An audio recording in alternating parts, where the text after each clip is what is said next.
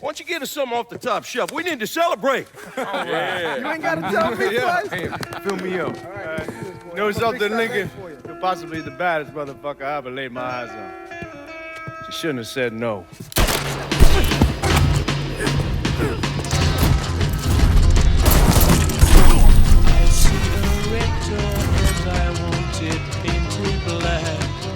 Mafia 3 was a bloody tale of anger, revenge, and blood and anger. Now, even though the game wasn't superb, its story was quite compelling for me, and I actually really enjoyed it, even if the actual repetitive nature of the open world environment did creep in very early on. It still was a very pretty and well balanced open world with some issues, but it certainly was pushing the visual technology on both consoles pretty well, using volumetric lighting, screen space reflections, all things that usually get cut back from open world games on consoles, and even using stencil shadow casting light sources on headlights at certain sections in the game and other points on the open world, and they normally get cut out of console release for open world titles.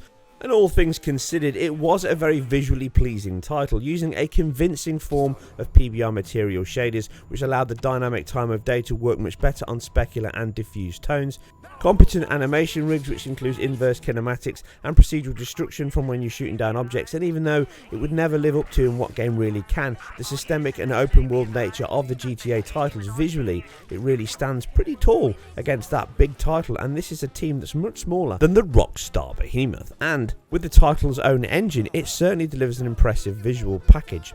Now, there are some issues with the title that I covered at the time of my first contact analysis of both games, and they still have these even with the patches. Yes, the dynamic cube maps can cause issues at some points, and the image-based lighting certainly has issues with its bounce light, with flickering and areas where it over brightens and overworks. But again, these are all things that you can ignore when you play the game throughout, even if some of them are pretty heavy. They do seem to have patched some of the issues with the volumetric lighting, certainly improving the quality in certain areas, and the performance issues or the frame pacing issues that I covered way back when the game launched have now been patched, and they were patched pretty early on both the Xbox One and the PS4, and here with patch 105 on the PS4, the base PS4, and the Xbox One, they now run pretty solid through traversal shooting and everything else without any issues at all. So now with patch 105 applied to both consoles, you get a consistent 30 FPS with no real issues at all, no matter what you're doing.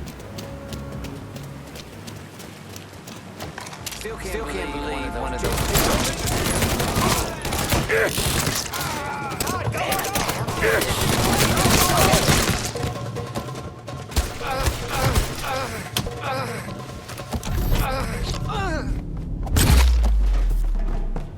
God damn it!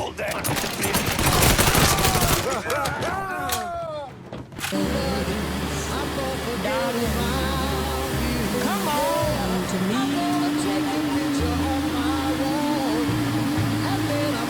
Now, the differences between the two consoles at the time, as I covered, was really down to resolution and a few cutbacks on light, which is slightly shorter, I feel, on the Xbox One with comparison, and the actual bloom system looks slightly pared back as well. Again, nothing major here, all very minor. But as you're playing the game, the biggest difference you'll see is the resolution, with the Xbox One coming in at 900p and the PS4 coming in at 1080p.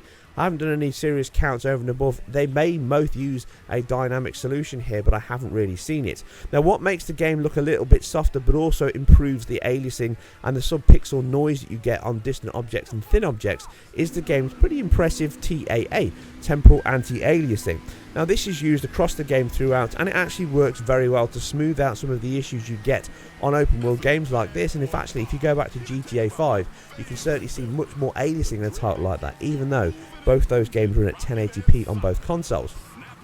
So the game itself is very impressive and it works very well, even if, like I say, it can bore slightly after a few hours of play. It is an open world game and the story does hook you, at least it did for me, so I was willing to finish it off. But subsequently, we've now had a patch, yes, a PS4 Pro patch that has snuck out. And even if there's no details from the team and just what it offers, I've had a look at it and I do have the numbers and the figures here if you are interested. So we're looking at the base model. The actual standard PS4 comes in at 1080p, and we are using a checkerboard solution here by the looks of things on Mafia 3 to get up to what looks to be 1620 or 2880 by 1620p. Now it may also be using 3200 by 1800. Now the reason I'm saying that is this game is one of the hardest ones I've ever had to pixel count, and this upscaled version here running with this checkerboard solution back to 4K. So what I mean by that is a standard 4K resolution is 3840 by 2160. So the checkerboard solution doesn't hit those options. There's basically a few of those where you either do the height natively and then you reconstruct the width, or you do it the other way around. Now this title does look to be, from my counts, from multiple counts, I'm getting more along the lines of the 2880 by 1620. This basically should have been what Assassin's Creed Syndicate should have been when I covered that game on Pro Titles at the time, but that's obviously balked. Something's gone wrong there. We end up with 1440 by 1620. Here, though, we get the full job. And additional benefits are is if you run this on a 1080p image, you also get the super sampled option here, which really equates to the fact that the game looks cleaner and clearer on a 1080p display. The game never really suffered from huge aliasing issues, but the ones that are there, which you do get a few of them, pretty much are eradicated now, bar telephone lines are the only areas where you really see it as you play, or some specular highlights in the nighttime areas, which may be being skipped by the TAA solution here.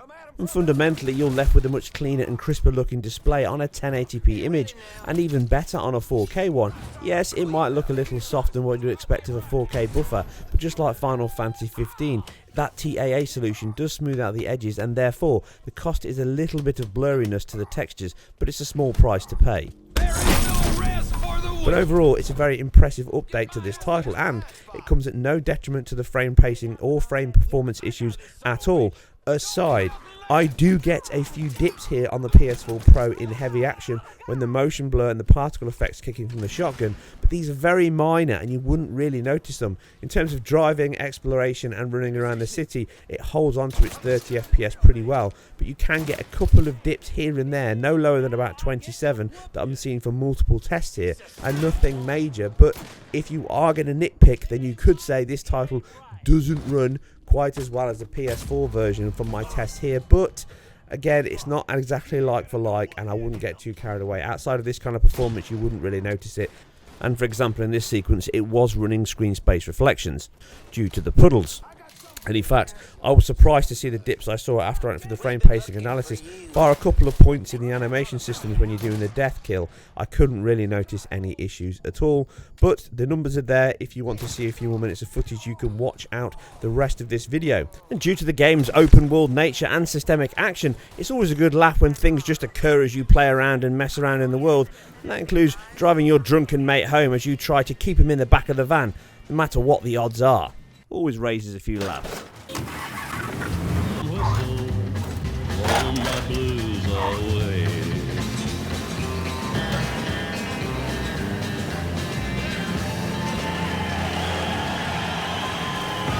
So there you go, another PS4 Pro patch that actually updates the game using a checkerboard solution. So games like Watch Dogs 2, Assassin's Creed Syndicate, okay, maybe ignore that one for now, but Watch Dogs 2, Mafia 3 and Final Fantasy 15, all vast open world titles that now use a checkerboard solution to give you a much cleaner and crisper display, and by and large with no detriment to performance at all.